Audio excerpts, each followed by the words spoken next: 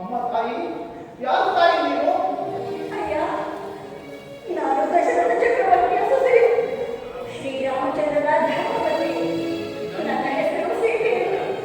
ನನ್ನ ಸ್ವಾಮಿಯು ಇಲ್ಲದಿರುವ ಸಮಯದಲ್ಲಿ ಈ ಘಾತಕನನ್ನು ಅಪಹರಿಸಿಕೊಂಡು ಹೋಗಲು ಯತ್ನಿಸುತ್ತಿರುವನು. ನನ್ನನ್ನು ಕಾಪಾಡು ಪಕ್ಷಿರಾಜ, ಕಾಪಾಡು. ಹೆದರಬೇಡ ತಾಯಿ, ಹೆದರಬೇಡ. ನಾನಿದ್ದೇನೆ. ಎಲ್ಲೋ ಸದಾನಂದನೇ.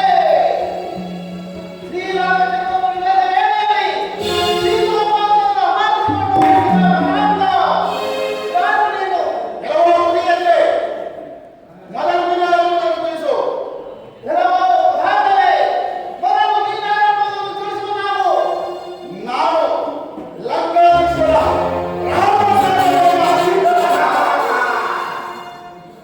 ನೀನಾರೆಂಬುದನ್ನು ತಿಳಿಸು.